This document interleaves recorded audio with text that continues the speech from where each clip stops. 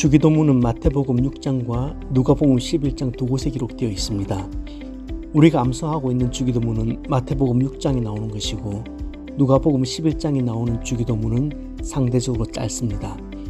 하지만 누가는 과연 역사가라는 별명에 어울리게 이 기도가 어떻게 나오게 되었는지 그 배경을 기록하고 있습니다. 하루는 예수께서 한 곳에서 기도를 마치고 오셨습니다. 그때 제자 중 하나가 이런 요청을 합니다. 주님, 세례 요한은 자기 제자들에게 기도를 가르쳐 준다고 합니다. 그러니 저희에게도 기도를 가르쳐 주십시오.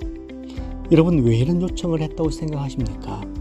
신앙에 있어서 전부 풋내게 드리고 초신자들이어서 정말 기도를 배우고 싶었을까요? 기도의 ABC도 몰라서 이런 요청을 한 것일까요? 그렇지 않습니다. 유대인들은 기도하는 민족입니다. 아주 어릴 때부터 기도를 배우고 기도하는 습관을 형성합니다. 당시 제자들은 모두 유대교 신자였습니다. 때문에 유대교 전통에 따라서 기도를 배웠고 또 그렇게 기도했을 겁니다. 처음에는 예수님도 유대인으로 오셨기에 자기들처럼 기도하는 줄 알았습니다. 하지만 언제부터인가 주님의 기도에는 자신들의 기도와는 다른 뭔가 특별한 점이 있다는 것을 눈치채게 됩니다. 그래서 진지하게 그 차이를 눈여겨보며 관찰했습니다. 정말 달랐습니다. 주님의 기도는 바리새인들이나 서기관들의 기도와 격이 달랐습니다. 형식적이지도 중언부언하지도 무엇보다 외식적이지도 않았습니다. 그러면서도 능력이 있었습니다. 무엇보다 주님의 삶 자체를 능력 있는 삶으로 이끄는 것이 주님의 몸에 배어있는 기도였다는 것을 발견합니다.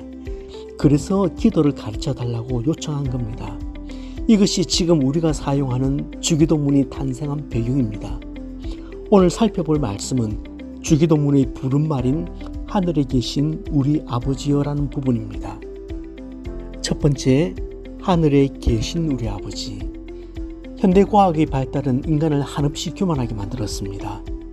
똑똑해진 인간은 이제 절대자 앞에서 옷깃을 여미지도 않고 그 절대자에게 목덜미를 잡히고 싶어 하지도 않습니다.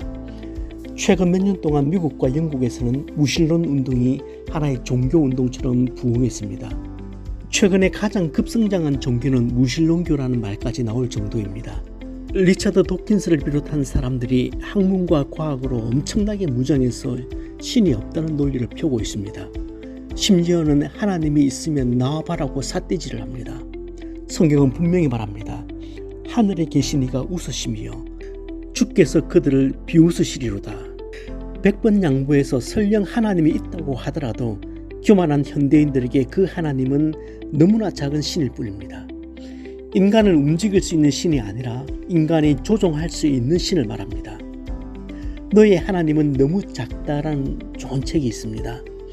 이 책에서 저자 필립스는 오늘날 우리 신앙인들이 알고 있는 하나님도 실제 하나님에 비해 너무나 작다는 사실을 지적합니다. 전곡을 찌르는 말이죠. 종교개혁가인 마틴 루터는 말합니다. Let God be God. 하나님을 하나님 되게 하라.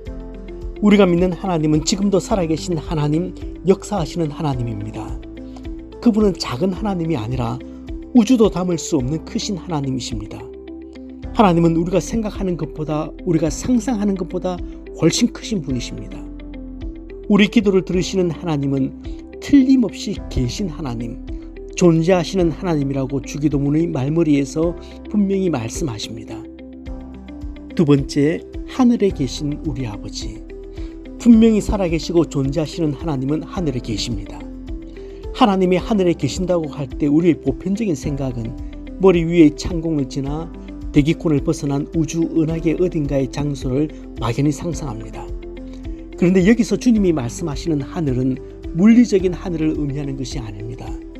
그러니까 하나님이 계신 주소지를 의미하는 것이 아니라 우리 기도의 대상이신 하나님의 전능하심과 피조세계를 다스리시는 하나님의 절대적인 주권과 권세를 하늘에 계신이라고 표현한 겁니다.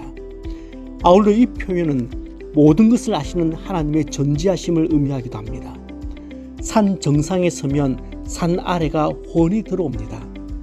장산 꼭대기에 서면 해운대가 한눈에 다 들어옵니다. 하늘에 계신이라는 표현은 이와 같은 의미입니다.